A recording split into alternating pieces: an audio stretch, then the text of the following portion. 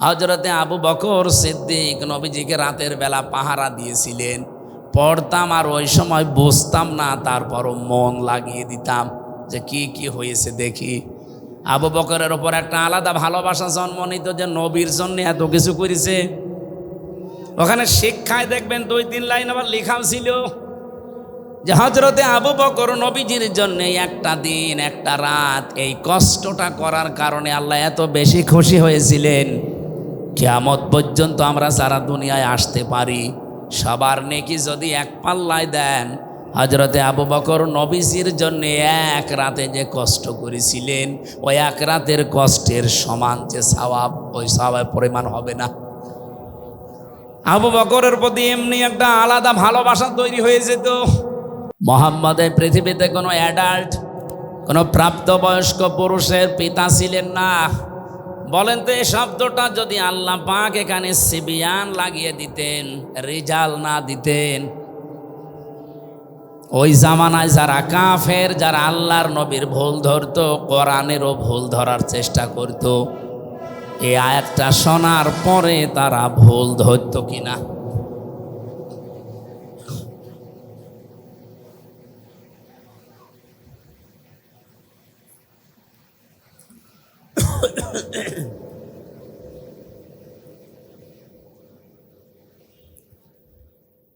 আমার নিজের কাছেই তো সিবিয়ান দিলে আমি এখনই ভুল ধরতাম।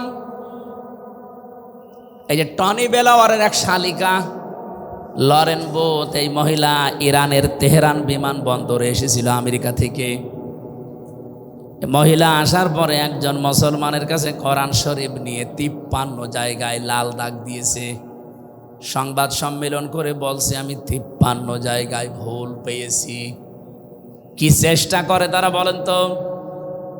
আমি বাইরের দেশগুলোতে যেখানে আমারে নিয়ে যায়, সফরে গেলে আগে বিশ্ববিদ্যালয়ে যাই, সিঙ্গাপুরে, মালয়েশিয়া, থাইল্যান্ড, যত দেশে আমারে নিয়ে গেল এ পর্যন্ত আমি আগে যে দেখি ও দেশের ভার্সিটি। বিশ্ববিদ্যালয়ে যাওয়ার পরে পরিচিত কাউকে পেলে, কয়েকদিন আগে সৌদি আরবে আমার এক বন্ধু ওখানে পড়ে, ওরে বললাম যে দোস্ত নিয়ে চলো আমার এই লাইব্রেরিতে। আগে লাইব্রেরিতে গিয়ে আমি চিন্তা ভাবনা করে দেখি যে এখানে কি ধরনের বই পড়ানো হয়, পাওয়া যায়। আমার কুষ্টিয়া বিশ্ববিদ্যালয় যে লাইব্রেরি, আমার হয় 2 মিনিটে ঘুরে শেষ করে দেওয়া যাবে। মালয়েশিয়া ইন্টারন্যাশনাল ইসলামিক ইউনিভার্সিটি যেটা, ওর লাইব্রেরি যত বড়, আমি পুরাটা এলাকা ঘুরে দেখেছি, কুষ্টিয়া বিশ্ববিদ্যালয়ের চাইতে কমপক্ষে 20 ডবল বড় হবে, এত বড় এরিয়া। একটা বিশ্ববিদ্যালয় যদি আমাদের দেশের বিশ্ববিদ্যালয়ের চাইতে 20 ডবল বড় হয়, তার ক্যাম্পাস, তার লাইব্রেরি কত বড় হতে পারে? আপনি বই খুঁজবেন, নিজে যেয়ে অমুক বই পেয়ে যাবেন না, কম্পিউটারে টিপ দেওয়া লাগবে।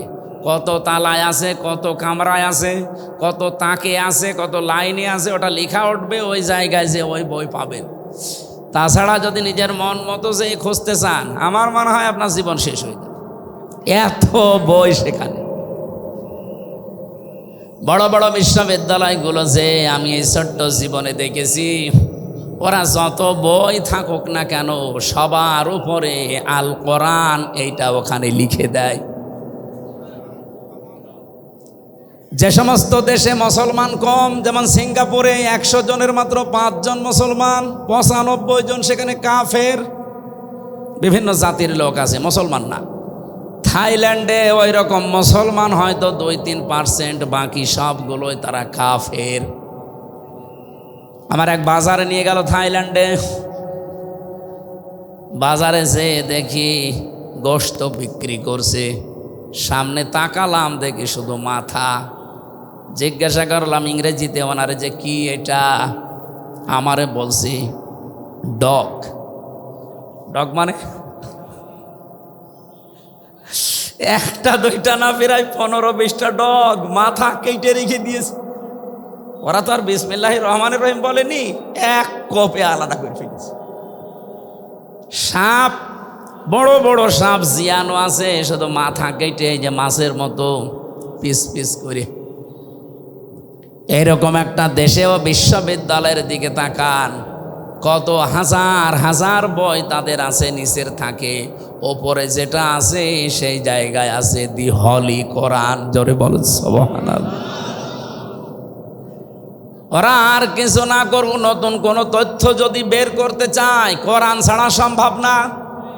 কিয়ামত পর্যন্ত পৃথিবীতে যত রকমের বিজ্ঞানী আসবে, সে আস্তিক হোক আর নাস্তিক হোক, কিছু যদি নতুন দুনিয়াকে দিতে চায় মাস্ট বি তাকে কোরআনের কাছে ভিক্ষা চাওয়া লাগবে। কথা বুঝতেছে? কি গবেষণা তাদের জীবনে আছে। এই যে লরেন বুথ বলছিলাম, এই মহিলা অনার্স মাস্টার্স করা, ডক্টরেট করা, কোরআন পড়তে একদিন দুই দিন করে পড়ে নাই, 3 বছর একাধারে পড়েছে। আর আমার মতো আনাকম জানাকমও পড়ে নাই, পড়েছে একেবারে বুঝে বুঝে। এক একটা শব্দের অর্থ বের করেছে একাধিক, কোন শব্দ কোন জায়গায় অ্যাপ্রোপ্রিয়েট হয়, কোন জায়গায় কোন শব্দ মিলতে পারে, এইরকম বুঝে বুঝে কোরআন পড়েছে। 53 জায়গায় যে লাল দাগ দিয়েছে আন্দাজে না, বুঝে শুনে দিয়েছে। কিন্তু আল্লাহর ইশারা, যেখানে ও লাল দাগ দেয় শেষ পর্যন্ত মুসলমানও হয়ে গেছে। জিজ্ঞাসা করছে যে আপনার ধর্ম খ্রিস্টান, তামাম পৃথিবীতে সব চাইতে বেশি মানুষ বাস করে খ্রিস্টান ধর্মে, আপনি সেই বাপদাদার ধর্ম বাদ দিয়ে এ পৃথিবীতে মুসলমানদের ধর্ম এমনিতেই মানুষ দেখতে পারে না। এদেরকে টেরোরিস্ট বলা হয়, জঙ্গি বলা হয়, সন্ত্রাসী বলা হয়। আর আপনি এই ধর্ম মেনে নিলেন মানে? লরেন বুথ ওই দিন জানিয়েছে, আমি মুসলমানদের চেহারা দেখে তাদের আচরণ দেখে মুসলমান হচ্ছি না, আমি মুসলমান হয়েছি আল্লাহর কোরআন দেখে।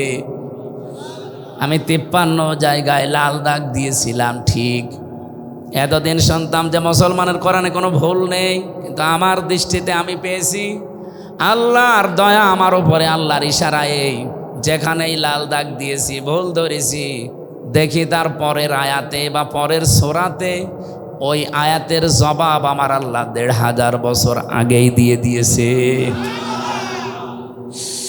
সূরা নেসার 34 নম্বর আয়াত শেষে আমি ভুল ধরলাম, এই আয়াতটাই আমার পরিবর্তন এনে দিয়েছে। আমি মনে করলাম যে এখানে যা দেওয়া আছে এটা তো বাস্তবতার সাথে মেলে না, কারণ তারা নারীবাদী, নারীদেরকে এগিয়ে রাখতে চায়। কিন্তু আমার যতটুকু গবেষণা, আমি চিন্তা ভাবনা করে বিশ্বে দেখেছি, অন্য জাতির লোকেরা আপনি দেখবেন, বিশেষ করে খ্রিস্টানরা, ওরা জাতে মাতাল হলেও তালে ঠিক আছে। আপনি খ্রিস্টান রাষ্ট্র যতগুলো আছে পৃথিবীতে তাকান, সবচাইতে বেশি খ্রিস্টান যেখানে বাস করে আমেরিকায়, তারা জাতে মাতাল হলেও তালে ঠিক। এই জন্যে বলছি, সারা পৃথিবীর 257টা রাষ্ট্র আছে, সব রাষ্ট্রকে তারা সবক দিয়ে বেড়ায় যে নারীর অধিকার সমান সমান করা লাগবে, বলে না? অথচ নিজেরা এ কথা আজ পর্যন্ত মানেন। 144 বছর চলছে আমেরিকা স্বাধীন হওয়া, অথচ তারা আজ পর্যন্ত মানে নাই। আমি বারাক ওবামা পর্যন্ত পড়েছিলাম ইতিহাস, এরপরেই তো বারবার আসতেছে যে লোকটা, এই ডোনাল্ড ট্রাম্প। ও দেখতে আমার মনে হয় একটা মাতাল, ও কিন্তু রাজনীতিবিদ না, একটা ব্যবসায়ী। হঠাৎ করে এই লাইনে এসে বিভিন্ন কায়দা কৌশলে হয়ে গেছে পরপর 2 বার। আপনি দেখবেন এরকম একটা মাতাল মার্কা লোক, যার নামে নারী কেলেঙ্কারি পর্যন্ত আছে। এই কথা বুঝতেছে? আপনি দেখেন কয়েকদিন আগে তার এগেনস্টে যে দাঁড়িয়েছিল কমলা হ্যারিস। এ পৃথিবীতে যদি শিক্ষিত নারী আপনি খোঁজ করেন জেনারেল লাইনে, 10 জন যদি আপনি শিক্ষিত নারীর তালিকা করেন, কমলা হ্যারিসকে একজন পাবেন। 1000-এর ওপরে বিশ্ববিদ্যালয়ের লাইনে আছে, তার ভেতরে সবচাইতে উপরের বিশ্ববিদ্যালয় যেগুলো 1, 2, 3, 4 করে গণনা করা হয়, মার্কিং করা হয় একটার সাথে আরেকটা। আমাদের বাংলাদেশে একটাও সেই পর্যায়ে নেই। 1000 বিশ্ববিদ্যালয় সারা পৃথিবীতে, বাংলাদেশে তালিকায় এখনো একটাও যেতে পারেনি। তাহলে 1, 2, 3 কি গবেষণা হয় সেখানে বলেন তো? এইরকম জায়গা থেকে এই মহিলা পাশ করা, অথচ এই মহিলাকে ওই দেশের লোক গুরুত্ব দিল না, গুরুত্ব দিল ট্রাম্পকে। নবীজির হাদিস পড়েছিলাম, ক্বালান নাবিয়্যু সাল্লাল্লাহু আলাইহি ওয়াসাল্লাম, লা ইউফলিহা কওমুন ওয়াল্লাহু আমরাহুম ইমরাতুন, বুখারী শরীফের হাদিস। ওই জাতি কখনোই সফল হচ্ছে না, হবে না। লা ইউফলিহা, মজারের আগে লান আসলে অর্থ হয় জীবনেও হবে না। এই হাদিসকে আমি এখন আমার নিজের জন্য বানাচ্ছি, নাকি আমি যে দল করি ও দলের জন্য হাদিস বানালাম? আর এই হাদিস নবীজি মনে হয় বাংলাদেশে শুধু জামাত ইসলামের জন্য বলেছে। নবীজি যখন ইন্তেকাল করে তখন জামাত ইসলামী ছিল। 1941 সালে দলের জন্ম। আর আমি তো আমার জন্মই হচ্ছে 1992 সালে। সে হিসাবে হাদিস তো আমার বানানো, আমার বাবারও বানানো সম্ভব না। কথা বুঝতেছেন? কি বলি, একটু বিবেকের আয়না দিয়ে একটু চিন্তা করেন, দেখেন তো। নবীজি বললেন লাই ইফলিহা, যদি ইফলিহ বলতেন আমি অর্থ করে ফেলতাম। এই লামটা দিয়ে আমিও ঝামেলায় আছি। বিশ্বনবী নিজে গ্যারান্টি দিচ্ছেন কখনোই সফল হচ্ছে না, হবে না। কওমুন, ওই জাতি, ওই দেশের মানুষেরা, ওয়াল্লাহু আমরাহুম ইমরাতুন, যারা তাদের এই পৃথিবীতে দায়িত্বভারগুলো সব মহিলাদের হাতে ছেড়ে দিয়েছে। অন্য কোনো দিকে না দিয়ে আপনি আমেরিকার সাথে মিলান, ওরা জাতে মাতাল, ওরা আল্লাহ বিশ্বাস করে না, নবীজি বিশ্বাস করে না। কিন্তু এই কথাটা দেখেন, পঙ্খানু 144 বছর মেনে চলছে। ওরা যে আজ চর্মচোখের দৃষ্টিতে আমরা দেখছি আজ দাঁড়িয়ে গেছে সফল, ওরা এই কারণে। এর আগে একজন ছিল হিলারি ক্লিন্টন, তাকেও দায়িত্ব দেয়নি। কমলা হ্যারিস, তারেও দেয়নি। মাতাল, মদ খায়, তাতে কি আছে, তারে দেন। কিন্তু পুরুষ মানুষ, ওরা নবীর কথা মেনে আজ দাঁড়িয়ে যায়। আর আমরা আজ 54 বছরের ভেতরে অর্ধেকই গেছে আমাদের সব সিদ্ধান্ত মেয়েদের উপরে। আপনি উল্টা দিকে না গিয়ে আমার ওপর রাগ করে লাভ আছে? হাদিসটা তাহলে বাদ দিয়ে দেন। আজকে সিদ্ধান্ত নেওয়া যায় না এই হাদিস শোনার পর যে জীবনে যতদিন বেঁচে আছি কোনো মহিলার পেছনে থাকবো না। ঠিক মানে তো শুধু সামিয়ানার নিচে ওয়াজ তো হয়ে গেছে, আবার কি ওয়াজ করবে? এইটা যদি আমরা এবার মেনে নিতে পারি, সত্যি সত্যি ইসলামকে আপনি দেখতে পাবেন এবার কোরআন দিয়ে দেশ চলছে। কোন মহিলা আমার সামনে আসতে পারবে না, আমার সামনে পুরুষ মানুষ আসুক। এখন যদি মানে মেয়েদের ছোট করলেন, আপনি কি আল্লাহ রাসূলের চাইতে মেয়েদেরকে বেশি ভালোবাসেন? বিশ্ব নবী জানিয়েছেন পৃথিবীতে আমার কাছে 3টা জিনিস খুব বেশি ভালো লাগে, একটা নামাজ, একটা সুগন্ধি, আর একটা মেয়ে মানুষ। এই মেয়ে লোক বলতে গিয়ে তিনি ইমরাতি দিয়েছেন, আমার স্ত্রী আমার কাছে ভালো লাগে।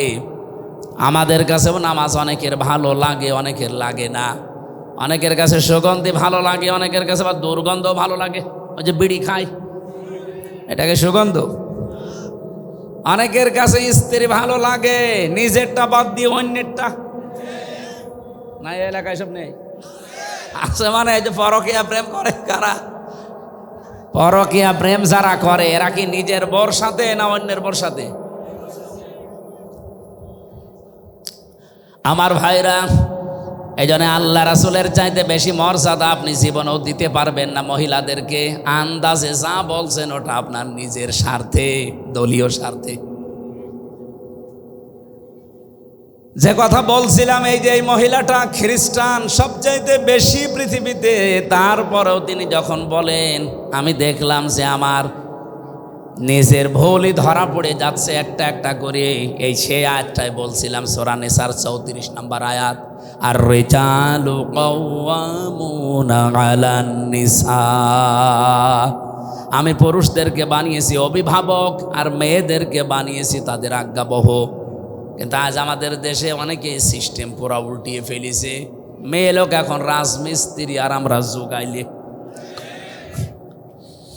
স্বামী এখন অধিকাংশ পরিবারে আর স্বামী নেই, মানে হুকুমের দাস হয়ে গেছে।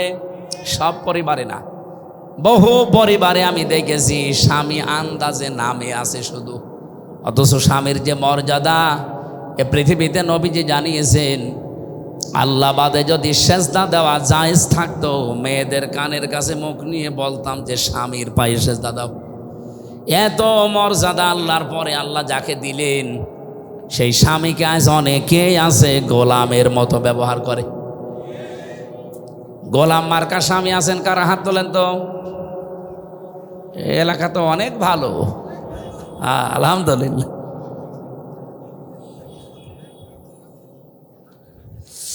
আমার ভাইরা, বিশ্বনবী যে জানিয়েছে এই পৃথিবীতে সবচাইতে বেশি আল্লাহ পাক খুশি হন ওই সময় যখন তিনি কোনো ঘরে মেয়ে পাঠান, নারীকে দেন, কন্যা সন্তান যখন কোনো ঘরে পাঠান তখন তিনি বেশি আনন্দ পান, খুশি হন।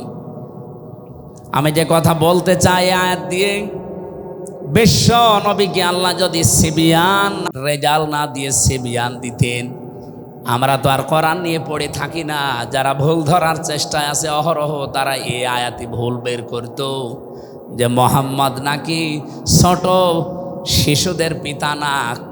তাহলে এই যে তাহের, আবুল কাসেম, ইব্রাহিম, এগুলো কি? এরাও তো ছোটবেলায় মরে গেছে। আল্লাহ এমন শব্দ চয়ন করেছেন এই জায়গায়, সিবিয়ান দেননি, দিয়েছেন রেজাল। অথচ এসেছে জন্মের পর থেকে অনেকে আয়াত আমরা মিলাদে পড়েছি, এখানে যে তথ্য আছে অনেকে আমরা জানি না। তাহলে কত সেন্সিটিভ জায়গা কোরআনের প্রতিটি আয়াত আমার আল্লাহ রেজাল ব্যবহার করে মানুষের মুখের ওপরে কাদা দিয়ে দিয়েছেন যে না, মুখ খুলতে পারবি না। কোরআনের ব্যাপারে ভুল ধরা দূরের কথা, যালিকাল কিতাবু লা রাইবা ফি, এখানে ভুল তো দূরের কথা, সন্দেহের লেশ পর্যন্ত নেই। বলেন সুবহানাল্লাহ। আল্লাহ তাহলে রেজাল দিয়েছেন সিবিয়ান না দিয়ে। তিনি প্রাপ্তবয়স্ক কোনো পুরুষের পিতা ছিলেন না দুনিয়ায়, পিতা ছিলেন শিশুদের। ছোট বয়সে তার ছেলেগুলো সব বিদায় নেয়। যতগুলো সন্তান তার দুনিয়ায় বেঁচে ছিল, মুরব্বী পর্যন্ত হয়ে গেছে অনেকে, সেগুলো সব মেয়ে। জাইনব, রোকাইয়া, উম্মে কুলসুম, ফাতিমাতুজ জাহরা রাদিয়াল্লাহু তাআলা আনহা, এগুলো সব পুরুষ না মহিলা? বলেন বলেন। এবার আমি একটা হাদিস এখানে শোনাতে চাই। নবীজি বলেন, হে পৃথিবীর মানুষেরা, যার মেয়ে আছে মেয়ের বাবাকে গালি দিবা না। আল্লাহ নবী কিন্তু কোনো দিন এ কথা বলেন না যে ছেলের বাবাকে গালি দিবা না। আমি আপনাকে ছেলের বাবাকে গালি দিতে বলছি না, কিন্তু আজ স্পেশালভাবে মেয়ের বাবাকে গালি দিবা না এ কথা আল্লাহর নবী বললেন। কারণ আমি মোহাম্মদ নিজে মেয়েদের বাবা। মেয়ে যাদের আছে আপনি গ্যারান্টি নিতে পারেন, শুধু 3টা কাজ যদি করতে পারেন ওর পেছনে আল্লাহ পাক আপনাকে এই ওসিলায় একটা জান্নাত দেবে। 1 নম্বরে তার একটা সুন্দর অর্থবোধক নাম রাখা লাগবে। এমন নাম রেখে দিয়েছে ও নাম শুনলে কুকুর পর্যন্ত হাসে। আধুনিক এমন এমন নাম এখন বের হচ্ছে। এই জন্য আপনি ইসলামী এবং অর্থবোধক নাম রাখবেন মেয়েদের। 2 নম্বরে শুধু নাম রাখাই শেষ না, এর পেছনে আপনি খরচ করবেন আপনার সাধ্য মতো দিন শেখাতে।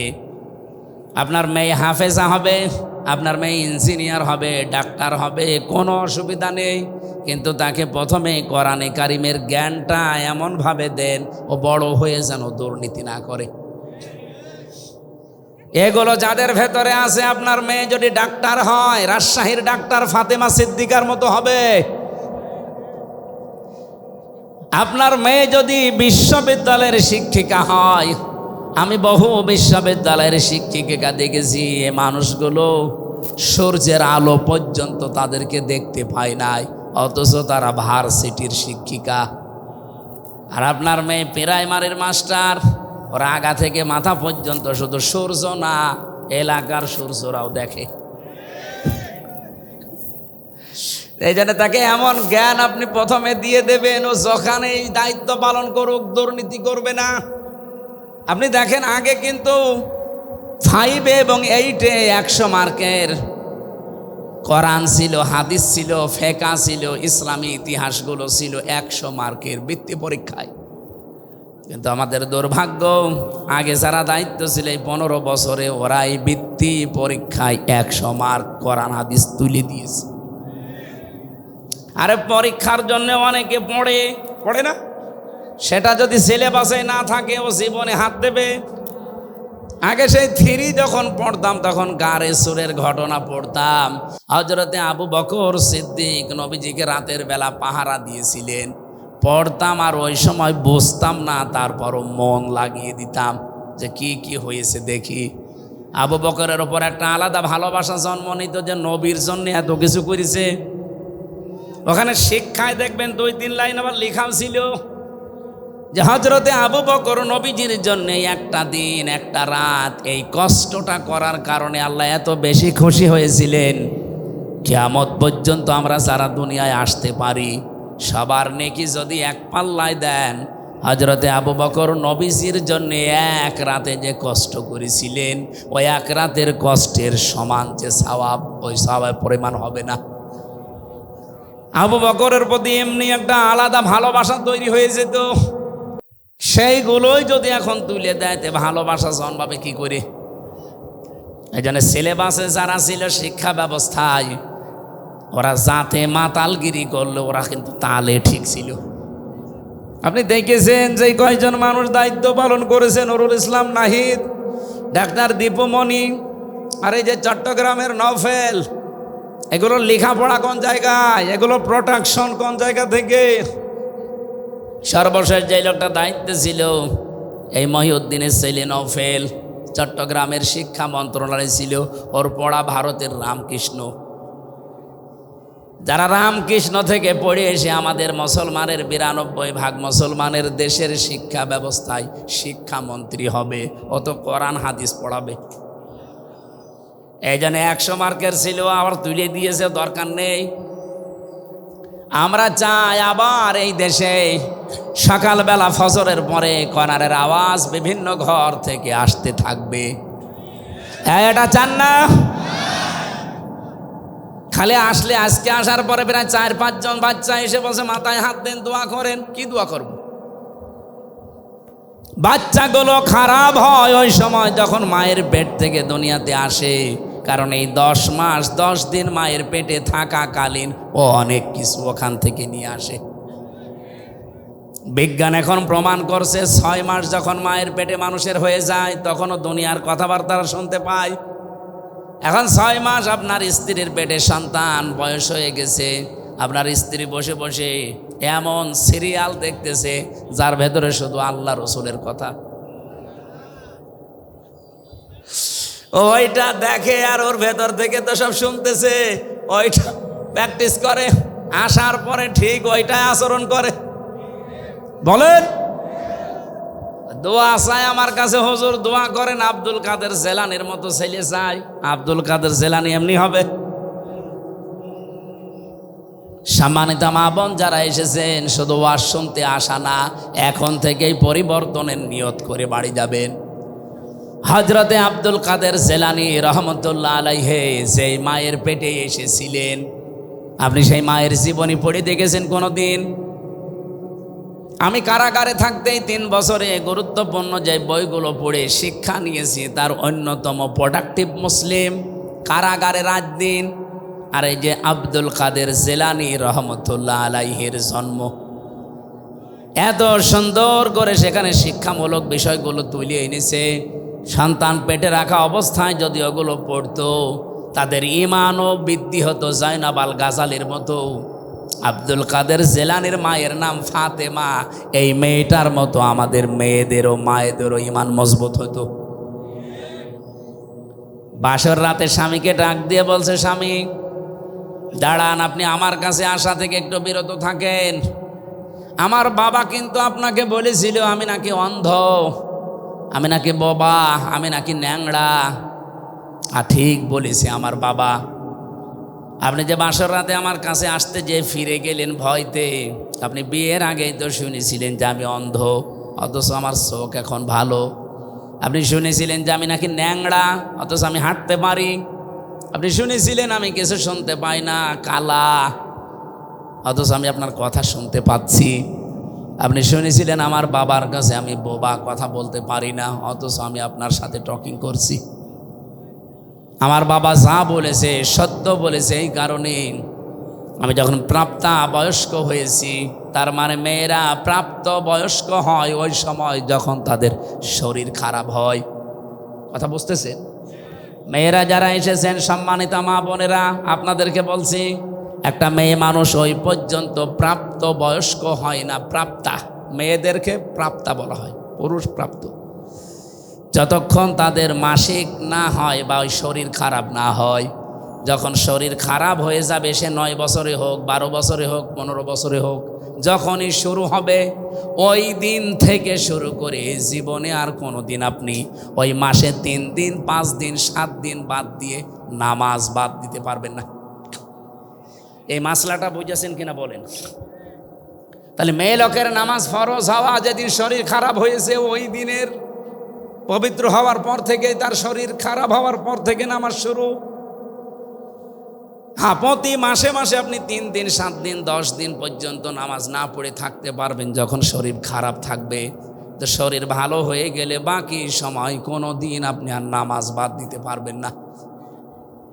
অনেকের মেয়ের হয়তো 10 বছর, 12 বছর, 13 বছরে শরীর খারাপ হয়, কিন্তু বাবা তো আর জানে না, মা তো এই বিষয়গুলো জানে। ও নামাজ না পড়ে ফজরের সময় ঘুমিয়ে আসে, বাবা তো আর জানে না যে আমার মেয়ের অবস্থা কি। মা কিন্তু সব জানে। বাবা যে ডাক দিয়ে বলবে যে ফরজ নামাজটা পড়ে ঘুমা, বলতেও পারে না। এই জন্য মা বোন যারা এসেছেন, আপনার দায়িত্ব এটা, স্বামীকে হয় জানিয়ে দেবেন যে এই মাস থেকে তার এই শরীরের অবস্থা, আগামী থেকে তার নামাজ কিন্তু আর কাজা করা হারাম, ফরজ নামাজ পড়াই লাগবে। আমি এই মাসলাটা বোঝাতে পেরেছি কিনা বলেন তো? বলেন বলেন। আমাদের বাবাদের দরকার নেই, আমরা বাবারা শুধু আদেশ দেওয়ার ক্ষেত্রে থাকলে হবে। বড় ভাই যারা আমরা আছি, বাবা যারা আছি, আদেশ দেওয়া পর্যন্ত থাকলে হবে, কিন্তু দায়িত্ব পালন করা লাগবে মায়েদের আর বড় বোনদের। মারা এবং বড় বোনেরা যারা আছেন, অবশ্যই আপনার বোন হোক, আপনার মেয়ে হোক, তার শরীর যেদিন খারাপ হবে ওর পর থেকেই তার নামাজ কি ফরজ। এর আগে পর্যন্ত কিন্তু নামাজ ফরজ ছিল না। এর আগে পর্যন্ত সে 10 বছর হোক, 12 বছর হোক, 15 বছর হোক, এর আগে পর্যন্ত যদি নামাজ পড়ে থাকে, সওয়াব হলে আপনার হবে, ওই মেয়েটার সওয়াব হবে না। কিন্তু এরপর থেকে নামাজ পড়লে সওয়াব ওর, না পড়লে কবিরা গুনাহ, আর আপনি আদেশ দেননি, আপনারও গুনাহ। স্বামীকে ডাক দিয়ে বলেছে, স্বামী আমার বাবা বলেছিল আমি নাকি অন্ধ। হ্যাঁ, আমি অন্ধ।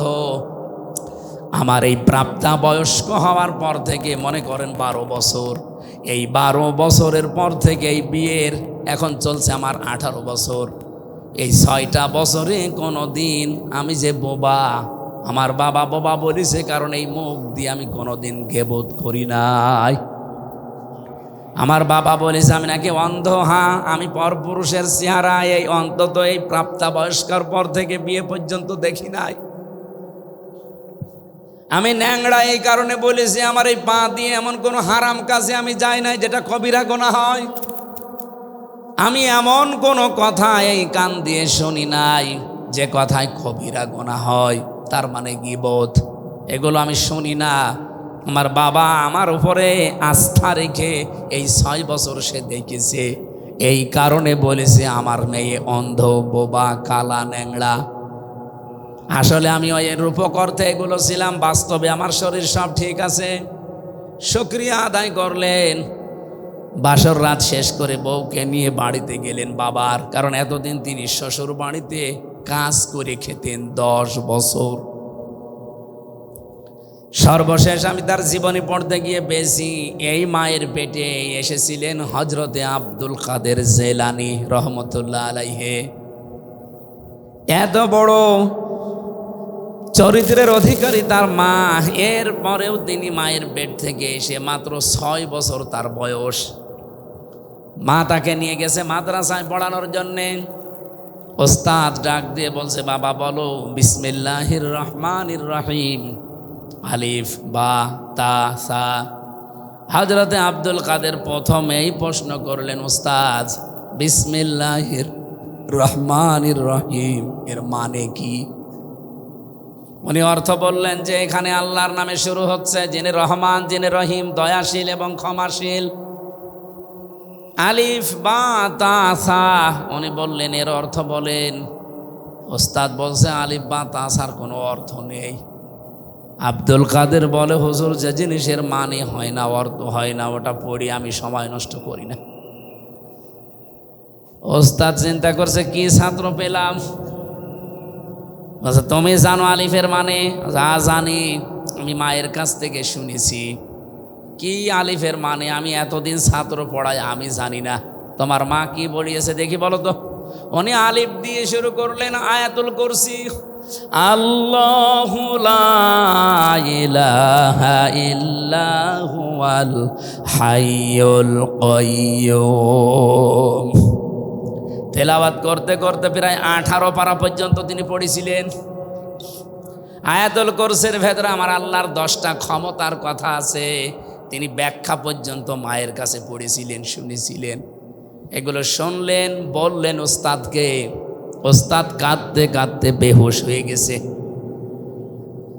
হোশ ফেরার পরে ডাক দিয়ে বলছে কি? মা কয় তোমার? পর্দার আড়াল থেকে মাকে জিজ্ঞাসা করলেন, আপনি এই ছেলেকে মনে হয় কোনো জায়গায় পড়িয়েছেন, এখন নিয়ে এসেছেন আমার কাছে পরীক্ষা করার জন্যে? মা বলছে না, এই প্রথম নিয়ে আসলাম। কি বলেন? আপনার এই ছেলের তো আল্লাহর পরিচয় ব্যাপক আয়ত্ত আছে, এমনকি কোরআনে কারিমের 18 পারা পর্যন্ত তার প্রায় মুখস্থই করা আছে। বয়স মাত্র 6 বছর। কয় বছর? 18 পারা মুখস্থ হয়েছে 6 বছরের বাচ্চা। তার মানে আমার মেজো মেয়েটা এখন 6 বছর, ফারিহা এতটুকু বয়সে কোরআন মুখস্থ করে ফেলেছে প্রায় 18 পারা। কথা শোনার পরে মায়ের তো আনন্দ করার কথা, খুশি হওয়ার কথা। মা আমার কান্না আরম্ভ করলেন। ওস্তাদ কান্নার আওয়াজ শোনার পরে জিজ্ঞাসা করেন, আপনি কাঁদেন কেন? আপনার তো সৌভাগ্য। মা ডাক দিয়ে বলে, ওস্তাদ কাজী আমি এই জন্যে, আমি নিজেও কোরআনের হাফেজা, আমি নিজেও কোরআন পড়াটাই হালকা বুঝি। এই সন্তানটা আমার পেটে আসার পর থেকে আমি অধিকাংশ সময় আমার মুখে কোরআন রাখতাম। আমি উঠান ঝাড়ু দিয়েছি, আমার মুখে আল্লাহর কোরআন। আমি ঘর ঝাড়ু দিয়েছি, আমার মুখে আল্লাহর কোরআন। আমি খাবার দাবার স্বামীকে দিয়েছি, আমার মুখে আল্লাহর কোরআনই থাকতো। সন্তানটা জন্ম নেওয়ার পরে আমি ফজরের নামাজ পড়ে এবারে শুয়ে রাখতাম, পাশে বসে বসে তেলাওয়াত করতাম। দেখতাম আমার সন্তান আব্দুল কাদের আমার মুখের দিকে তাকিয়ে মুখ মিলাচ্ছে। আমার আফসোস হচ্ছে এই কারণে, আমি যদি আর একটু কষ্ট করে প্রতিনিয়ত 30 পারায় তাকে পড়ে পড়ে শোনাতে পারতাম, আমার এই ছোট সন্তান এতটুকু বয়সেই কোরআনের হাফেজ হয়ে যেত। ও পাবনার মা বোনেরা, সন্তান এমনি আব্দুল কাদের জেলানি হয়।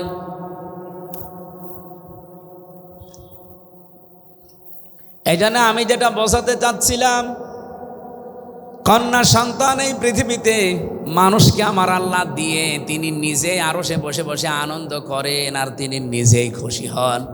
আপনি যখন এই মেয়েটার সুন্দর একটা অর্থবোধক নাম রাখার পর তার পেছনে খরচ করবেন সাধ্য মতো, মনে করবেন এটা আমি আল্লাহর রাস্তায় সাদগা করছি। কোন ছেলের পেছনে খরচ করলে সাদগা হয় এটা আমি পাইনি, কিন্তু মেয়েটার পেছনে যদি খরচ করেন, তাকে দিন শিক্ষা দেন, 3 নম্বরে তাকে সৎ পাত্র দেখে পাত্রস্থ করেন। নবীজি বলেন কিয়ামতে আল্লাহ যখন আমার জান্নাতে দেবে, তিনি এইভাবে দেখিয়েছিলেন, পাশাপাশি আমার পাশে ওই মেয়েটার দায়িত্বশীল মা বাবা আমার সাথে থাকবে। এই জন্য অর্থবোধক নাম রাখবেন মেয়ের, এমন নাম রাখবেন না যেটা শুনলে কোনো অর্থ পাওয়া যায় না। সেদিন একটা দোকানের নাম, তার মেয়ের নামে দেখলাম মাহিদা। মাহিদা মানে বিভিন্ন জায়গায় আমি দোকানের নাম সাইনবোর্ডে দেখি ফুলজান স্টোর, অথবা লেখা আছে আসিয়া স্টোর।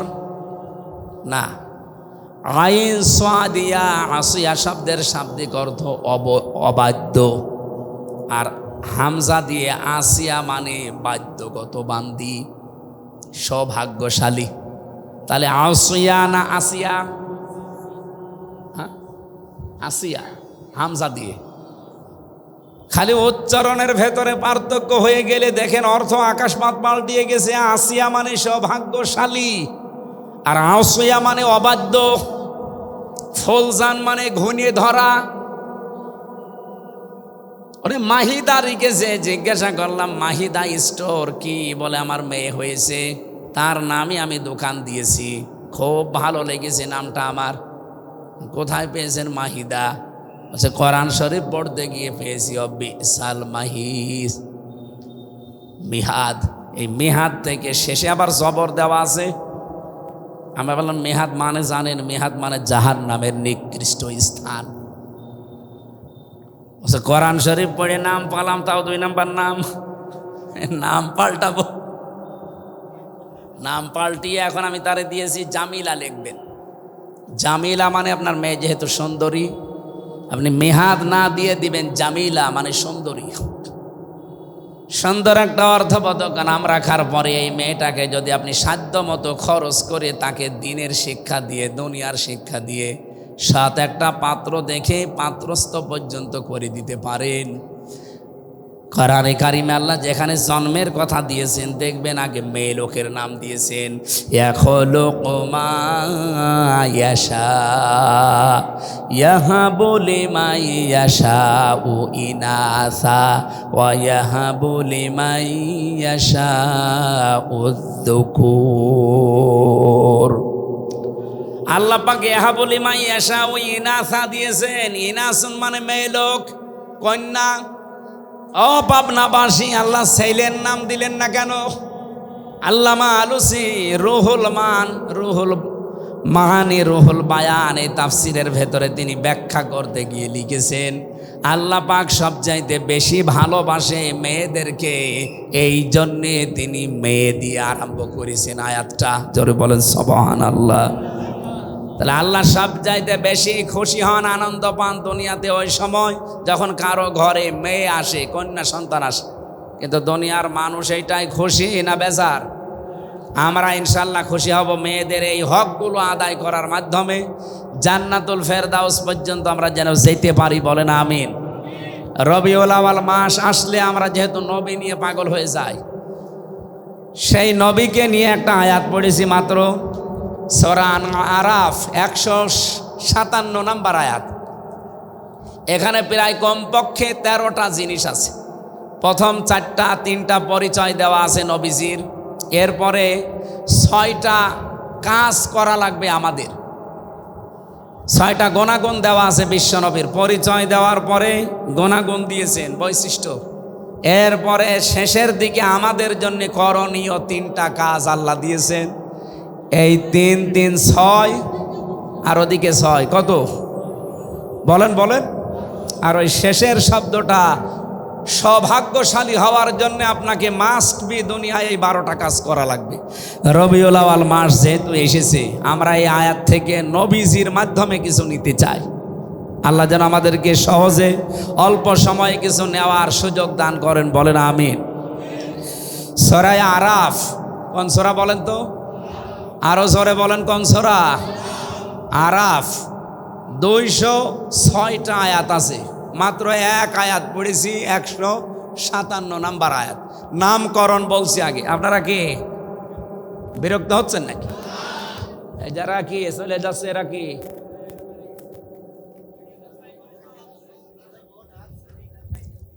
আমার ভাইরা একটু খেয়াল করে শুনবেন। তাফসির মাহফিলে কথা বলতে হলে একেবারে তার নামকরণ থেকে আরম্ভ করা লাগে। আরাফ শব্দের শাব্দিক অর্থ আমরা জানি, ওই যে আরাফাতের ময়দান না। এটা শুধু আরাফাতের ময়দান না, আরাফ শব্দের শাব্দিক অর্থ উঁচু। এটা জান্নাত এবং জাহান্নামের মাঝখানে একটা দেওয়াল দেওয়া আছে, এই দেওয়ালটার নাম হচ্ছে আরফ। নবীজি বলেন কিয়ামতের দিন আল্লাহ কিছু মানুষকে এখানে বসিয়ে দেবেন। এ মানুষগুলো জান্নাতেও যেতে পারবে না, জাহান্নামেও যাবে না। এদিকে তাকান, খুব গুরুত্বপূর্ণ একটা পয়েন্ট। ছেলে বসো। সাহাবী প্রশ্ন করলেন, হে নবী, এরা জান্নাতে যাবে না জাহান্নামও যাবে না, ওই জায়গায় থাকবে কতদিন? নবীজি আর বলেননি যে কতদিন। আপনি টের পাচ্ছেন, জান্নাতেও আপনি যেতে পারবেন না, জাহান্নামও যাবেন না। হ্যাঁ, ওই ওই প্রাচীরের ওপরে দাঁড়িয়ে থাকা লাগবে। কতদিন আর নেই, সীমা নেই। আমাদের কারো কপাল যদি ওইরকম হয়ে যায়, কেন হবে সেই কথাটা বলে আমি তাফসিরে যাচ্ছি। বিশ্বনবী বলেন, আল্লাহ তাদেরকে জান্নাতে দেবে না মাত্র একটা কারণে, ওর নামাজ রোজা পর্দা পুশিদা সব ঠিক ছিল, কিন্তু পরিবারে ওর বোর সাথে আচরণ ভালো করতো, মার সাথে আচরণ ভালো করতো না। ও দুনিয়ায় মায়ের হক আদায় করে নাই ঠিক মতো, এই কারণে আজ ওই জায়গায় দাঁড়িয়ে আছে, ও জান্নাতে যেতে পারছে না।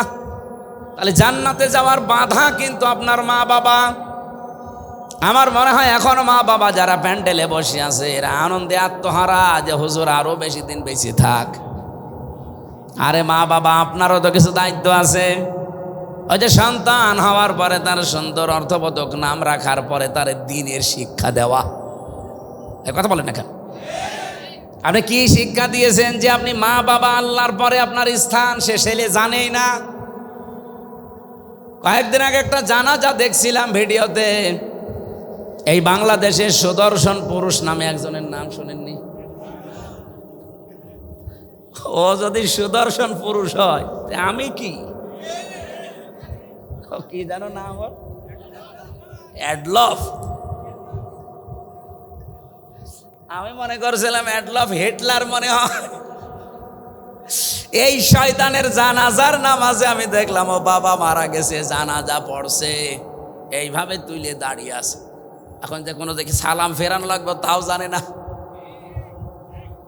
অ্যাডলফের মতো সন্তান আপনি জন্ম দেন, ও যতই সুদর্শন পুরুষ হয়ে বাংলাদেশ কাঁপিয়ে যাক, আল্লাহর কসম কিছুদিন পরে দেখবেন তার মাকে বৃদ্ধাশ্রমে রেখে এসেছে। কারণ আজ হাজারো বৃদ্ধাশ্রমে নিজে খোঁজ নিয়েছি, নিজে গেছি, যেয়ে দেখেছি দিন শিক্ষায় শিক্ষিত যারা, হ্যাঁ, তাদের মা বাবাও বৃদ্ধাশ্রম অনেক আমি পেয়েছি। এটা শুধু ওই ছেলেটার কারণে না, এটা হচ্ছে তার বউর কারণে। অধিকাংশ 190 জন মা বাবা যারা আজ বৃদ্ধাশ্রমে থাকে, তাদের খোঁজ খবর নিয়ে পাশে বসে কথা শুনলে দেখবেন চোখের পানি ফেলতেছে, হাও মাও করে। আমি যে কিশোরগঞ্জে পেয়েছিলাম, কিশোরগঞ্জ থানা, ওইটা হচ্ছে নীলফামারী জেলা। আমি যে দেখলাম দুই পাশে মা আর বাবা বসে আছে, প্রায় 25 জন 50 জন।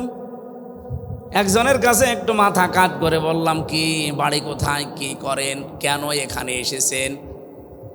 হাওমাও করে আমার হাত চেপে ধরে হাওমাও করে কাঁদতেছে এই বাবাটা আর মা। বলছে, একজন বলছে আমার 2টা ছেলে থাকে, একটা আমেরিকায় আর একটা ইংল্যান্ডে, আর একটা ছেলে আমার এদেশে আছে, সে বড় ডাক্তার। 3টা ছেলে প্রতিষ্ঠিত। আমার ছেলেদের আমি দোষ দেই না, সেরকম দোষ হচ্ছে আমার বৌমাদের। ওরা এমনভাবে কড়াকড়ি করে, শেষ পর্যন্ত বাড়িতে 5টা রুম আছে, একটা রুমে আমাদের এই বুড়ো বুড়ির জায়গা হয় না, টাকা পয়সা পাঠাই, এই বৃদ্ধাশ্রমে আজ পড়ি আছে। আমি অনেক দিনের শিক্ষায় শিক্ষিত মানুষের মা বাবাকেও পেয়েছি। সত্যি কথা বলবো তো অসুবিধা কি? আমার গায়েও পড়তে পারে, পড়ুক, কিন্তু তারা শুধু দায়ী না। যে সমস্ত মাওলানা বলেন এই দিন শিক্ষায় শিক্ষিত ভাইরা তাদের মা বাবাকে বাধ্য হয়ে রেখে এসেছে শুধুমাত্র তাদের পরিবারের সন্তান আর বউর কারণে। আমি এক কলেজের অধ্যাপককে দেখেছিলাম, সে দিনের শিক্ষায় শিক্ষিত, আবার জেনারেল, কিন্তু মাকে যখন বৃদ্ধাশ্রমে রেখেছে, প্রায় 3 মাস হয়ে গেছে, খোঁজ খবর মাঝে মাঝে নিতে যায়। আর আজকে কর্তৃপক্ষ তারে খবর দিয়েছে যে আপনার মা মনে হয় বাঁচবে না, সর্বশেষ আপনি একটু শেষ দেখা করেন। উনি যে দেখি হাওমাও করে কাঁদছে মায়ের পায়ের কাছে বসে। ওর মা বলছে, কান্না বন্ধ কর, আমার সময় আর বেশি নেই, আমি মনে হয় বিদায় নেব। তবে তোর একটা কথা বলি, আমি যখন মারা যাব তখন তো আমার মাথার উপরে যে ফ্যানটা আছে এটা ভালো না, ঘোরে না। এই কথা বলে কারা এখানে? আশ্চর্য তো, মানুষ কথা শুনছে আর ওরা কথা বলছে মানে। এই কমিটিতে যারা আছেন আপনারা নিজের নীরবে ঠিক করেন। মঞ্চের পেছনে কারা, ওরা কারা? কান ধরে দুই একটা করে দেন, দিয়ে এখান থেকে বিদায় করে। মা ওরে বলছে ফ্যানটা পাল্টিয়ে দিবি। এ কথা বলতে বলতে দেখলাম জিজ্ঞাসা করছে কান্না জড়িত কণ্ঠে, মা কেন? কেন মানে? আমি তোর তোর ছোটবেলা থেকে পর্যন্ত মানুষ করে দেখেছি, তুই তো গরমে থাকতে পারিস না। তুই যে ফ্যানটা আজ 3 মাস আমার মাথার ওপর, এটা ঘোরে না। তুই আমার সাথে শেষ বয়সে যা করলি, আমার মনে হচ্ছে কিছুদিন পরে তোরে এখানে আসা লাগবে। তোর তো ফ্যান ছাড়া ঘুম হবে না, তোরে আমি খুব ভালোবাসি, আগে থেকে সতর্ক করলাম, ফ্যানটা পাল্টিয়ে নতুন ফ্যান আগে লাগিয়ে দিস, তাহলে তোরই ভালো হবে। এ কথা বলে ওর মা মরে গেল। আমার বলছে হুজুর মন খারাপ, আমি দেখতে গিয়েছিলাম ওটা ওই চট্টগ্রাম বিভাগে। মন খারাপ করবেন না, আমার ওপরে আপনি গালি দিয়েন না, রাগ করেন না, এ দোষ শুধু আমার একা না। আমিও আপনার মতোই দিনী শিক্ষায় শিক্ষিত, আমি কলেজের অধ্যাপক, আমি জেনারেল থেকে অনার্স মাস্টার্স করেছি। আমার 2টা ছেলে মেয়ে আছে, আমার মা 3 মাস এখানে পড়ে আছে। মাঝে মাঝেই মাকে আমি খরচ দিয়ে যাই, কিন্তু সাধ্য মতো দিতে পারি না।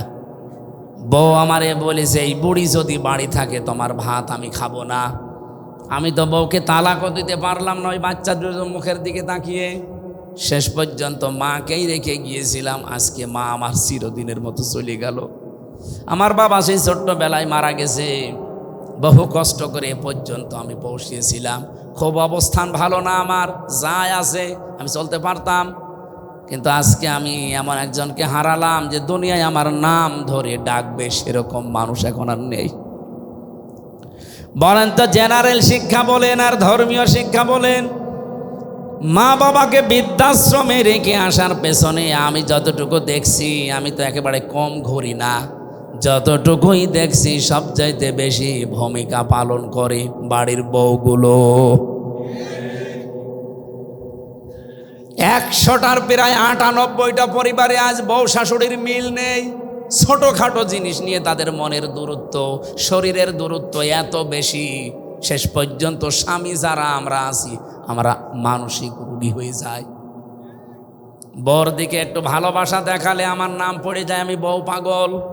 মা বাবার কথা শুনতে গেলে ওদিকে শ্বশুর শাশুড়ির মন তো পাওয়াই যায় না, বউ বলে ফেলে তোমার বিয়ে করার দরকার কি। আমি কি বেশি বললাম? হ্যাঁ, এটা বাংলাদেশে নেই। এই 2 চাপা কলে পড়ে হাজার হাজার স্বামী আজ আমরা মানসিক রোগী, কিছু বলতেও পারি না, সইতেও পারি না। এ ঝামেলায় আছেন কারা? হাত তোলেন দেখি, তোলেন।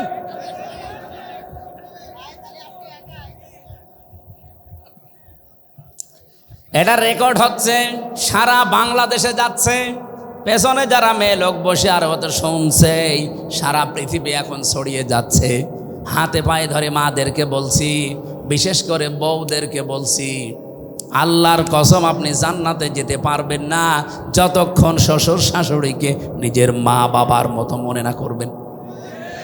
আরে নিজের মা বাবাও তো আপনার কাছে থাকলে জীবনও আপনি এরকম ঝাড়ি দিতে পারবেন, এরকম মন খারাপ করতে পারবেন।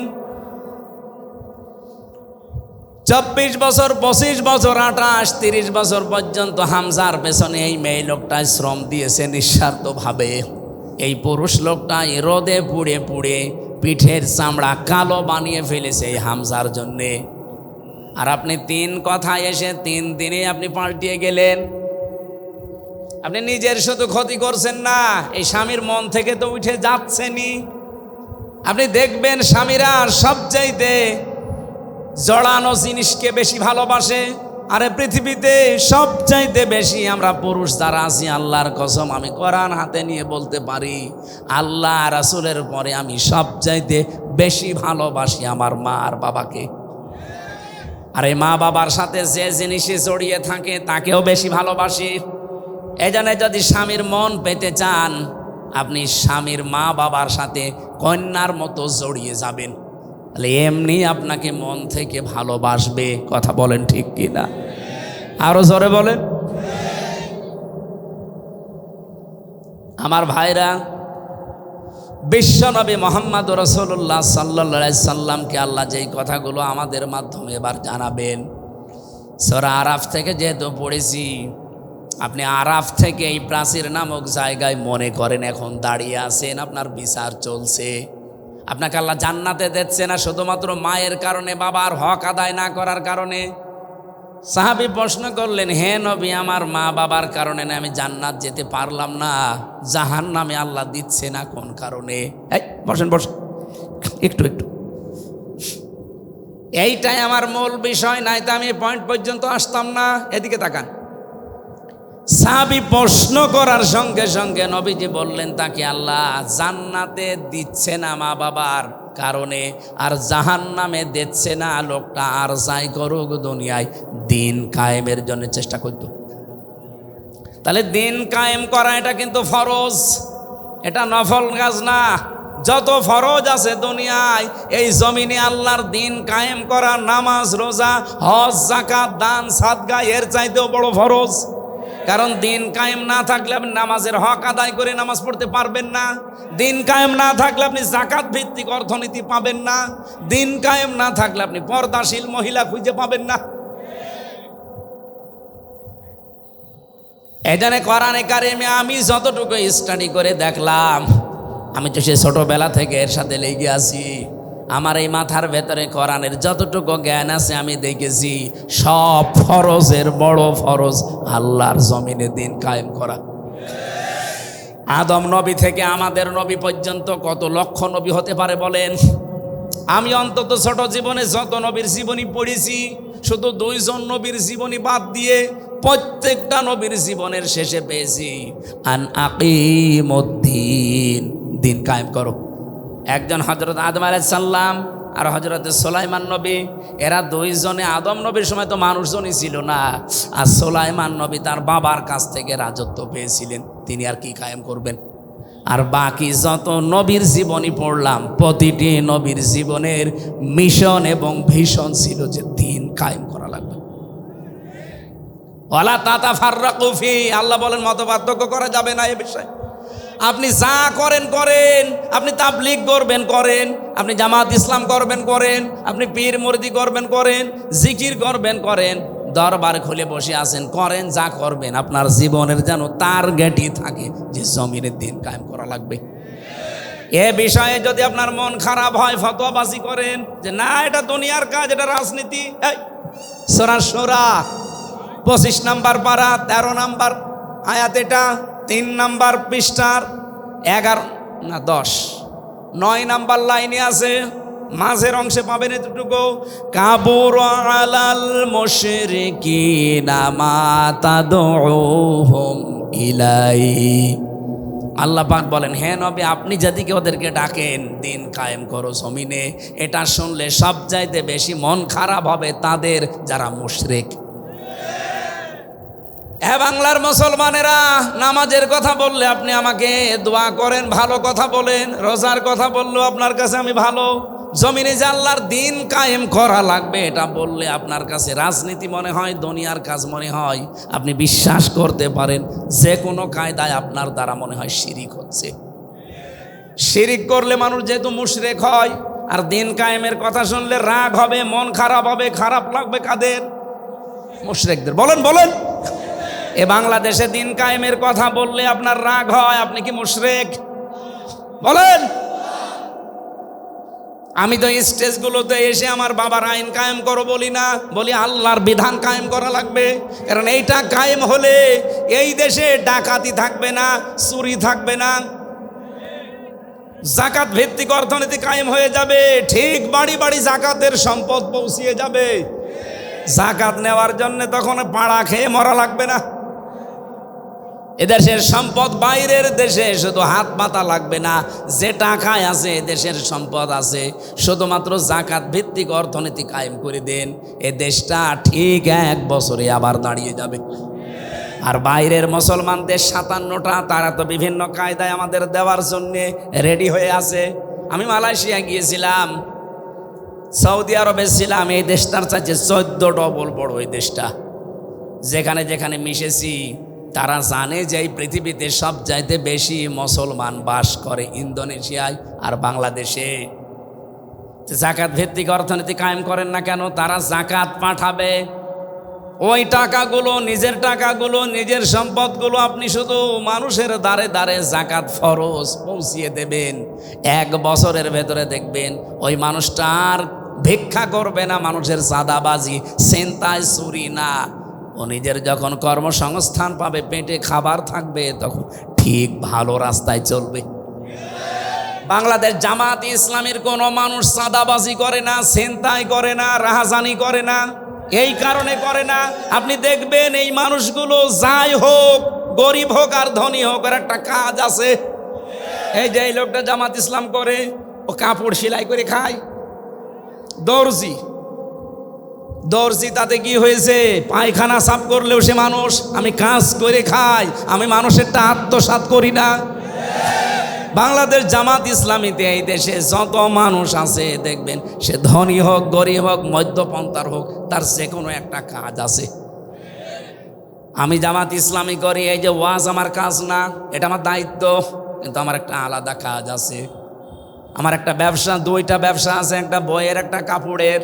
যদিও সরাসরি আমি সময় না দিলেও আমার লোক রাখা আছে, আমার শালাটা কাজ করে, আমার আর কর্মচারী দিয়ে কাজ করি। আমার কর্মজীবন আছে, আমার ব্যবসা আছে, লাভ লস আছে। এই জন্য আমার চাঁদাবাজি করা লাগে না, আমার ছিনতাই করা লাগে না, আমার টেন্ডারবাজি করা লাগে না। অথচ যে মানুষগুলোর কর্মজীবন নেই, তাদের কর্মজীবনই এই রাজনীতি। বলেন তো, তার কোনো কর্মজীবন নেই, কোনো কাজ নেই, ওর কাজই রাজনীতি করা। সে মেম্বার হয়ে, চেয়ারম্যান হয়ে, মেয়র হয়ে, এমপি হয়ে ও মেরে খাবে নাকি? আকাশের দিকে তাকিয়ে থাকবে? এই কারণেই কুষ্টিয়ার কথা বলছি। আগস্টের 5 তারিখের পরে এই সেপ্টেম্বর আরম্ভ হচ্ছে কালকে থেকে, এই 1 বছর 26 দিনের একটা জরিপ। শুধু কুষ্টিয়ায় বহু মানুষ হাজার হাজার কোটি কোটি টাকা শুধু চাঁদাবাজি করিস। কই জামাত ইসলামের একটা লোকের বিপক্ষে এটা তোলেন তো, সারা বাংলাদেশ দিয়ে দিলাম। যান, আপনার বিরুদ্ধে কথা আসে কেন? কর্মজীবন তৈরি করেন, আপনার ঘরের পায়খানা সাফ করেন, রাস্তা ঝাড়ু দেবেন, যে কোনো কাজে থাকবেন। শয়তান আপনাকে দিয়ে উল্টা পাল্টা কাজ করাতে পারবে না, কারণ কাজ যখন নেই তখনই শয়তান তার টার্গেট করে। আপনাকে আমি ভালোবাসি, আপনার আখেরাত যেন নষ্ট না হয়। আরে ভাই, চাঁদাবাজি করে হয়তো আপনি 2 কোটি টাকার মানুষ হবেন, আপনার চাইতে আরো 5 কোটি টাকার মালিক ছিল অনেকেই, কিন্তু এখন বাড়িতেও থাকতে পারে না। আমি নিজে সাক্ষী, 620টা বাড়ি একজন মন্ত্রী ছিল। আগে যিনি মন্ত্রী ছিল, ভূমি মন্ত্রী, আপনার ডিলু, উনি তো কবরে চলে গেছে। ওনার পরে একজন হয়েছিল চট্টগ্রামে বাড়ি, সাইফুজ্জামান জাভেদ। একবার বাইরের দেশে গেলাম, সিঙ্গাপুরে না মালয়েশিয়া যেন, হোটেলে উঠেছি, নিচতলায়। হোটেল তো অনেক বড় বড় হোটেল, লিফটে নামা লাগে। 20 তলা, 25 তলা, 30 তলা, 118 তলা পর্যন্ত আছে মালয়েশিয়াতে। চিন্তা করলাম একটু নিচে যাই তো দেখি কি অবস্থা। নিচে এসে দেখি ওয়েটিং রুমে 2 জন শয়তান গল্প করছে। আমি গেছি, আমারে তো চিনে ফেলেছে, বলছে হুজুর সালাম আলাইকুম। ঠিক আছে, কি এখানে? হুজুর আমরা আগেই পালিয়েছি। অবস্থা দেখি আমরা আগেই পালিয়েছি। পালিয়ে আপনি এখানে কেন? আসি আমি। কত নাম্বার কামরায় আছেন? আসি এই হোটেলে আসি। আপনি কত নাম্বারে আছেন? আমার তো আর ওর মতো ভয় নেই, বললাম অমুক নাম্বারে আছি। আপনি এখানে হোটেলে এসে থাকেন, অথচ শুনেছি নাকি এই দেশে আপনার সাহেব পাড়া আছে, সিঙ্গাপুরে আপনার নিজের ফ্ল্যাট আছে, থাইল্যান্ডে আপনার বাড়ি আছে, আমেরিকায় বাড়ি আছে, কানাডায় বাড়ি আছে, আর বাংলাদেশের বিভিন্ন জেলায় সব মিলে সরকারি তালিকায় তার 620টা বাড়ি। আমার বাবার একটা বাড়ি মাত্র, তাই আমি এই 1 বছরের ভেতরে মনে হয় 2 মাসও বাড়ি থাকতে পারি না, 10 মাসই আমার রাস্তায় কাটে।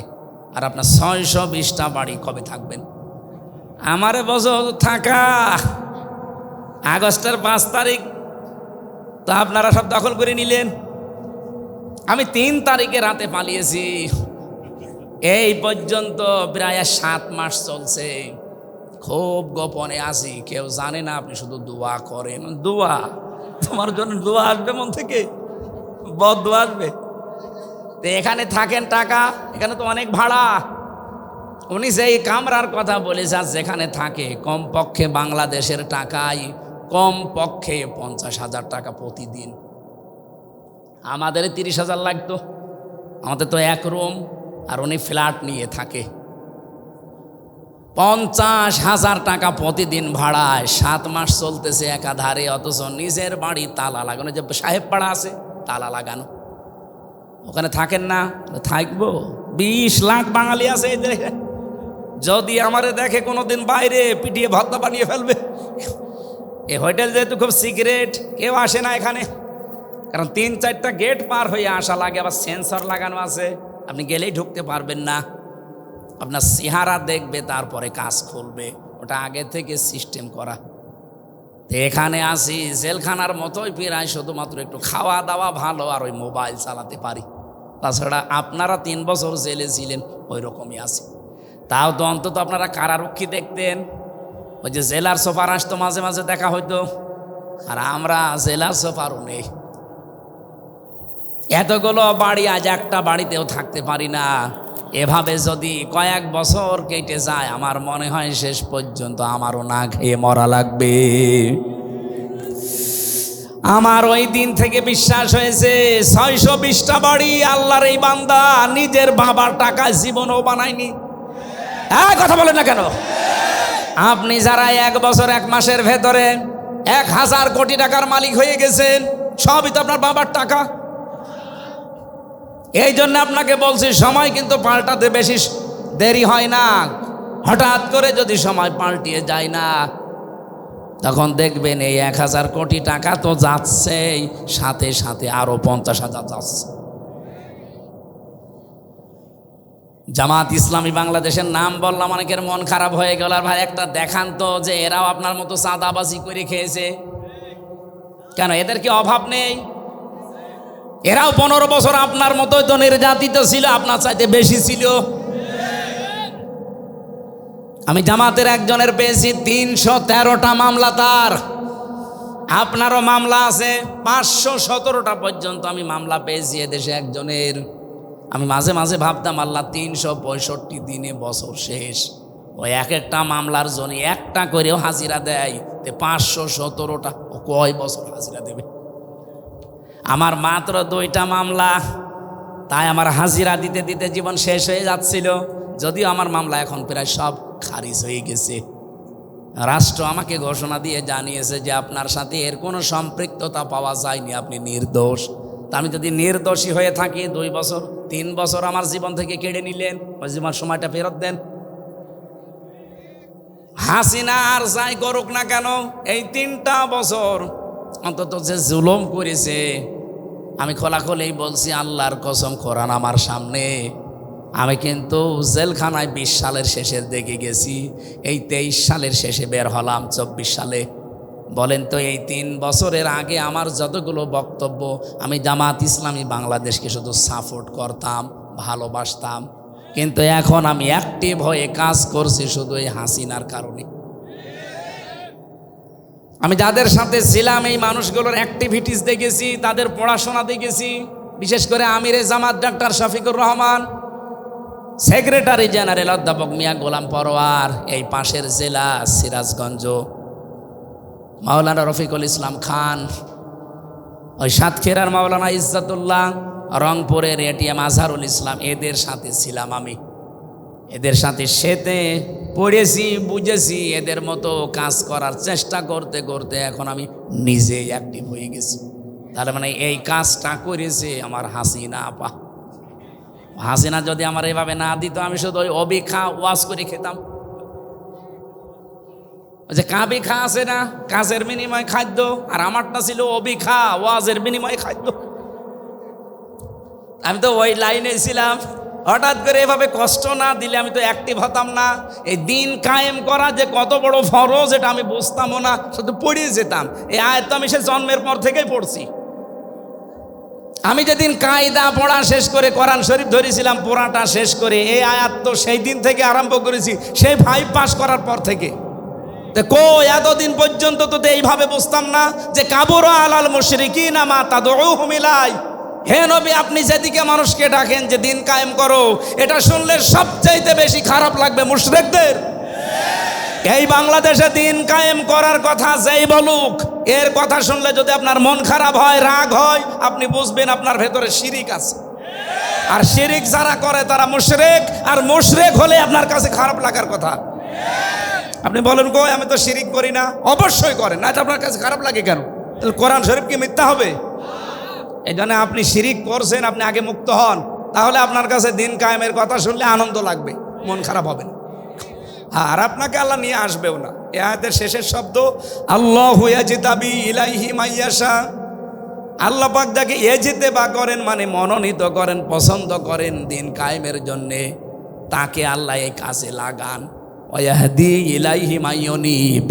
কিন্তু আমার আল্লাহ দেখেন যে এর মন আছে কিনা। আপনি যদি মন থেকে ফিরে আসেন আল্লাহর দিন আমি কায়েম করবই, চেষ্টা করে যান, তখন আল্লাহ আপনাকে এই কাজে লাগাবে। বাংলাদেশে সবাই কি দিন কায়েমের পক্ষে? বলেন বলেন। 18 কোটি মানুষ, এখন মাত্র 7 কোটি 20 লাখ মানুষ।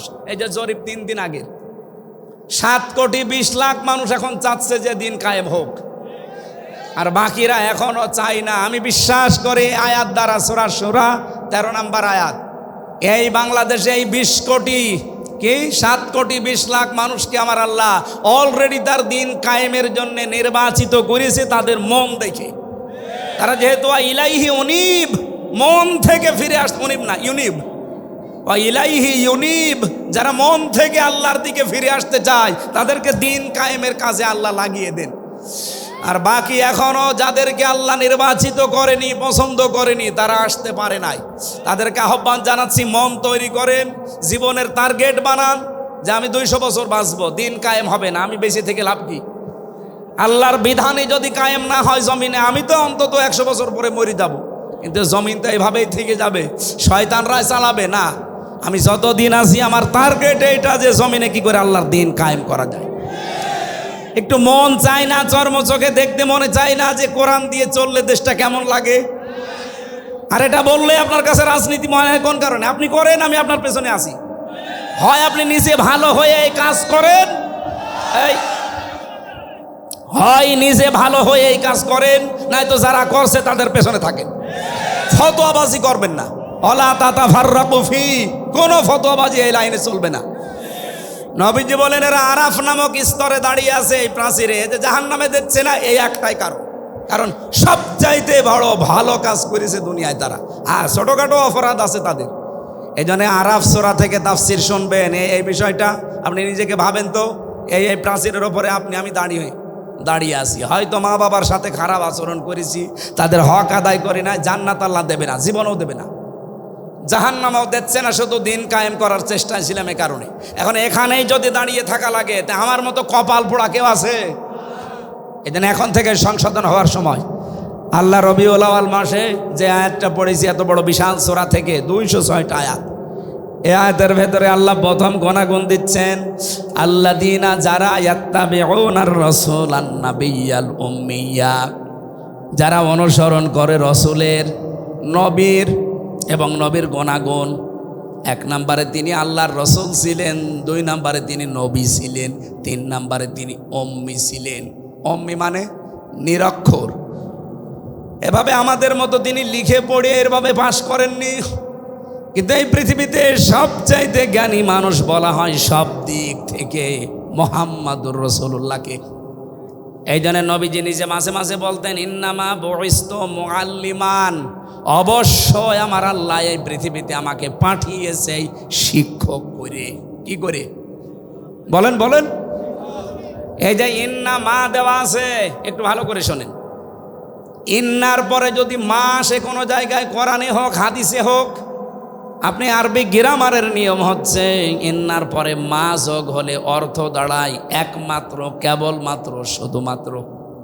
বয়স তো আমাকে পাঠানো হয়েছে মুআল্লিমা, শিক্ষক হিসাবে। বিশ্বনবী এই পৃথিবীতে শিক্ষক ছিলেন, অথচ তিনি বলেন আমি নিরক্ষর, অক্ষরই চিনি না, লেখাপড়ায় জানি না। বিষয়টা কেমন হয়ে গেল? এই পৃথিবীতে যার কাছে যে শেখে সে হচ্ছে শিক্ষক, আর যে শেখে সে ছাত্র। যেহেতু সারা জীবন শিক্ষককে দেখলে ছাত্র সম্মান দিতে বাধ্য। বলেন বলেন, তাহলে নবীজি যদি দুনিয়ায় কারো কাছে শেখে তাহলে তো তার ছাত্র হয়ে যাবে, তার এবার সম্মান করে কথা বলা লাগবে। এজন্য নবীজির রওজায় লেখা আছে ওই সূরা হুজুরাতের আয়াতটা, লা তুকদ্দিমু বাইনা ইয়াদাইল্লাহি ওয়া রাসূলা লা তারফাউ আসওয়াতাকুম ফাওকা সাউতিন নাবিয়্যি ইলা আখিরি আয়াত। তোমাদের আওয়াজ যেন রসুলের আওয়াজের উপরে না ওঠে, তোমাদের কদম যেন রসুলের কদমের সামনে চলে না যায়। আমার ভাইরা, বিশ্বনবী মোহাম্মদ রাসূলুল্লাহ কাউকে সম্মান দেবে শিক্ষক হিসাবে, এটা মানায় না নবীজির জন্যে। আমার আল্লাহ এই জন্যে নিজে সরাসরি শিক্ষক হয়ে জিবরাইলের মাধ্যমে নবীজিকে শিখিয়েছেন। জোরে বলেন সুবহানাল্লাহ। তাহলে নবীজি যে উম্মি ছিলেন, নবীজি যে উম্মি ছিলেন এটা তার দর্শনীয় না, এটা তার একটা মর্যাদার পথিক, যে লেখাপড়া দুনিয়ার মানুষের কাছে না করেও তিনি মহান শিক্ষক। আল্লাহ রাব্বুল আলামিন এবার জানিয়েছেন আল্লাযী ইয়াজিদুনাহু মাকতুবান ইনদাহুম ফিত তাওরাতি ওয়াল ইনজিল। আজ ইহুদি খ্রিস্টানরা আপনার কাছে এসে মানতে চায় না, অথচ ওদের ইনজিল ওদের তাওরাতের ভেতরে আপনার পরিচয় আমি লিখে দিয়েছি যে এই গুণাগুণগুলো আমার নবীর আছে, তোমরা মিলিয়ে নাও। যতগুলো গুণাগুণ আল্লাহর নবীকে আল্লাহ দিয়েছিলেন তার ভেতরে এক নম্বরে ইয়ামুরুহুম বিল মারুফ, তিনি ভালো কাজ বা পরিচিত কাজের আদেশ দিতেন। ওয়ায়ানহাহুম আনিল মুনকার, অন্যায় কাজগুলো তিনি বাধা দিয়ে বন্ধ করে দিতেন। বলেন তো 54 বছরে কি আমরা অন্যায় কাজ বাধা দেওয়ার মতো শক্তি সামর্থ্য তৈরি করতে পেরেছি? কি করেছি? অনুরোধ, যে ভাই এটা না করলে ভালো হয়। আপনার বিবেকে কি বলে? ইসলামের কোন কাজ কি অনুরোধ না আদেশ? 92% মুসলমানের দেশে যদি ইসলাম আদেশের জায়গায় যেতে না পারে, খালি অনুরোধের জায়গায় থাকে, তা আপনি কবে আবার কি করবেন? সারা জীবন খালি অনুরোধই করে যাব, সলিমুদ্দিন নামাজ পড়ো। আমরা এবার ইসলামকে শুধুমাত্র অনুরোধের জায়গা না, ওয়ায়ানহাহুম আনিল মুনকার, অন্যায় কাজে আমরা বাধা দিতে চাই। কথা বলেন না কেন? চাঁদাবাজি করা অন্যায় না? এ কাজ কি অনুরোধে হবে? কি হবে? বাধা দেওয়া লাগবে, আর বাধা দিতে হলে বাধা দেওয়ার জায়গায় থাকা লাগে। ইসলামকে ওই জায়গায় নিয়ে এবার পৌঁছিয়ে দেন, কিয়ামতের আগে বাংলাদেশে চাঁদাবাজি হবে না।